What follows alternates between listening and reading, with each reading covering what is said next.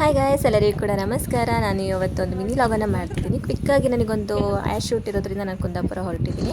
So Kundapura ಹೋಗಬೇಕಾದ್ರೆ ಬಸ್ಸಲ್ಲಿ ನಾನು ಹೋಗ್ತಾ ಇರಬೇಕಾದ್ರೆ ನನಗೊಂದು ಇನ್ಸಿಡೆನ್ಸ್ ನಡೀತು. ಆ ಇನ್ಸಿಡೆನ್ಸನ್ನು ನಾನು ನಿಮ್ಮ ಜೊತೆ ಹಂಚ್ಕೋಬೇಕು ಅನ್ನಿಸ್ತು.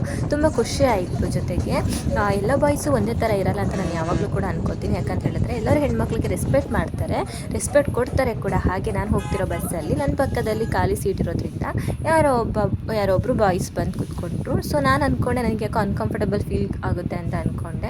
ಸೊ ನಾನು ಯಾವಾಗಲೂ ಕೂಡ ಹಾಗೆ ಅನ್ಕೋತೀನಿ. ಸೊ ಆ ಟೈಮಲ್ಲಿ ಅವರು ನನ್ನಿಂದ ಸ್ವಲ್ಪ ಡಿಸ್ಟೆನ್ಸನ್ನು ಮೇಂಟೈನ್ ಮಾಡಿ ಕೂತಿದ್ರು. ಜೊತೆಗೆ ಹೆಣ್ಮಕ್ಳಿಗೆ ರೆಸ್ಪೆಕ್ಟನ್ನು ಕೊಡ್ತಾಯಿದ್ರು.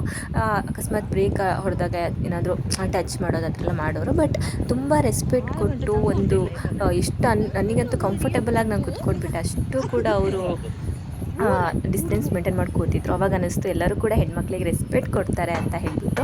ಎಲ್ಲರೂ ಕೂಡ ಒಂದೇ ಥರ ಇರೋದಿಲ್ಲ. ಸೊ ಹಾಗಾಗಿ ಎಲ್ಲರನ್ನೂ ಕೂಡ ಒಂದೇ ಥರ ನೋಡೋಕ್ಕಾಗೋದಿಲ್ಲ. ಸೊ ಈ ಇನ್ಸಿಡೆನ್ಸಿಂದ ನನಗಂತೂ ತುಂಬ ಖುಷಿ ಆಯಿತು. ಸೊ ಗೌರವ ಕೂಡ ಹೆಚ್ಚಾಯಿತು ನನಗೆ ಜಾಸ್ತಿಯಾಗಿ. ಸೊ ನಾನು ಬರಬೇಕಾಗಿರೋ ಪ್ಲೇಸಿಗೆ ಬಂದಾಯಿತು. ಸೊ ಅಲ್ಲಿಂದ ನಾನು ಹೊರಟಿದ್ದು ನನ್ನ ಫ್ರೆಂಡ್ ಮನೆಗೆ. ಸೊ ನಾನು ಬಂದ ಕೆಲಸ ಇನ್ನೂ ಆಗಿರಲಿಲ್ಲ. ಸೊ ಹಾಗಾಗಿ ನಾನು ನನ್ನ ಫ್ರೆಂಡ್ ಮನೆಗೆ ಹೊರಟಿದ್ದೆ. ಹೊರಡ್ಬೇಕಾದ್ರೆ ನಾವೆಲ್ಲ ಸ್ವಲ್ಪ ಪರ್ಚೇಸ್ ಎಲ್ಲ ಮಾಡ್ಕೊಂಡು ಲಾಸ್ಟಿಗೆ ಮನೆಗೆ ಬಂದ್ವಿ. ಸೊ ನನಗೆ ಬರಬೇಕಾದ್ರೆ ಅಂಕಲು ಮತ್ತು ಮಾಣಿ ಅಣ್ಣ ಎಲ್ಲ ಏನೋ ಮಾಡ್ತಾಯಿದ್ರು, ಬಾವಿ ಹತ್ರ ಮರ ಎಲ್ಲ ಕಡಿತಾಯಿದ್ರು.